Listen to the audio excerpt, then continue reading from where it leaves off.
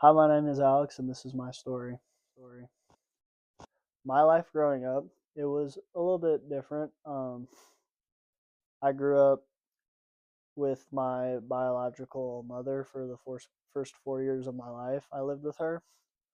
I didn't realize it then, but a lot of the stuff at a young age I do remember. There was a lot of alcohol involved. Not good conversations, a lot of toxicity in the environment.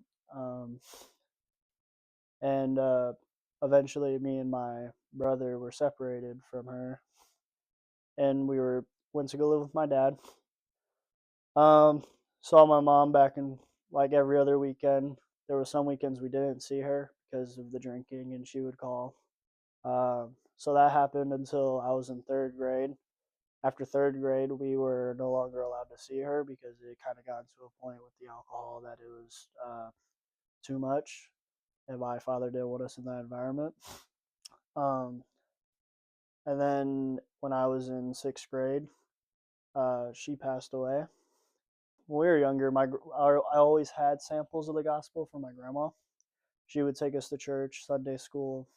But to me, I feel like she's been a good example, like with how giving she is. And so I had samples there. But when my mom passed away, it kind of became like that's when I kind of separated myself from faith in Jesus because I was angry at him for what he let happen with her. I kind of moved forward um, through middle school and high school. Once I got to high school, I got involved with a lot with drinking, smoking weed, and just was living of the world. I started to realize when I was at my worst, and when I started to realize it was the peak, the weed, the drinking, the vaping, and I was involved in other things. And there, that caused myself to lose relationships with friends. It was hurting my relationship at home with my parents, more importantly, my mom. Me and my brother, I there's one thing I could go back and do is how me and Anthony's relationship turned out, and I hope moving forward that we can improve that together. Um, there was just not a lot of good. I was at a low point, wondering why does nobody want to talk to me? Why am I pushed off so alone? And so I reached out to my grandma and I was like, Grandma, this was my junior year of high school. Around Thanksgiving, I asked her, I said, Grandma, kid, will you go to church with me? Because it was kind of an uncomfortable thing for me going back to church after everything I did. And I went back to fellowship with my grandma, and we went there for um, a couple of months together. She had mentioned Neighbor's House a couple of times, and I was always like, oh, I don't know. Because it was a scary idea to me to be able to share with other people. But once I came to Neighbor's House, I think my perspective really changed. I, I, well, still here, so I love this church. It's just seeing everybody's love for Jesus that they had not only inspired me, but it realized me. I'm like, okay, this is what it's about. I don't need the drinking, the smoking, all that stuff. The It's just realizing like all of the things of the world are not as worth it as Jesus' love. Like, and on my journey, I know that we don't always know what His plan is, but as long as we trust it.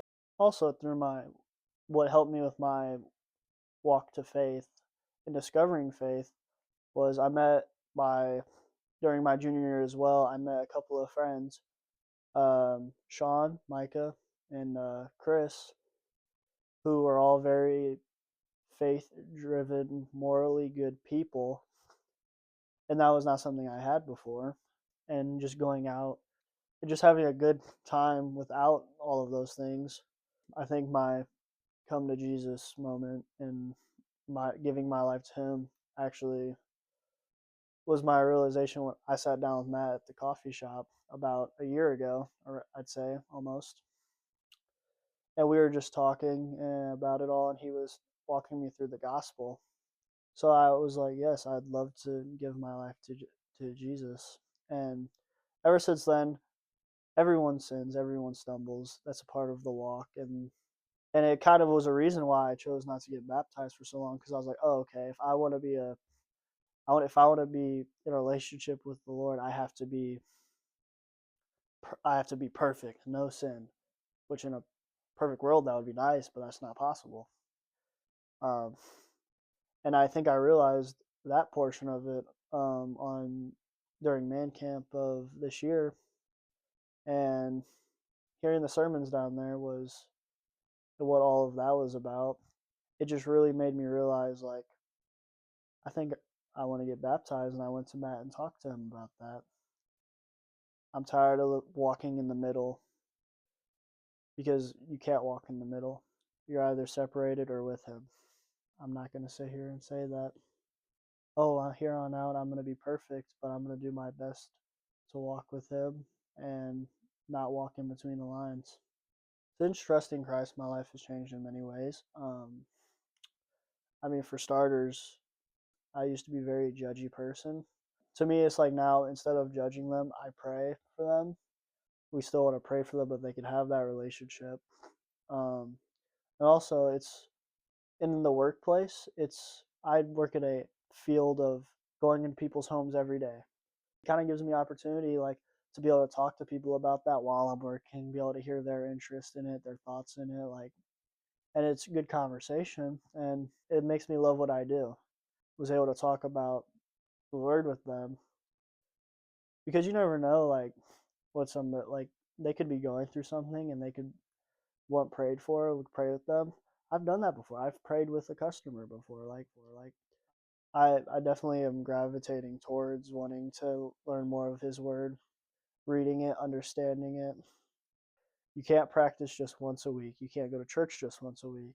It has to be an everyday increment in your life, and I want it to be that way. I want to wake up, pick up, read the word. Like, I really do. And I definitely am doing it more than I ever have before. Um, Still something I'm working on. I'm getting baptized today because I want to die with my ways and be born with his ways. And I want to have that walk with him, and I want to spend eternity with him. And I want everyone here to know that. I want the whole world to know that. Jesus' love is far greater than anything we can understand.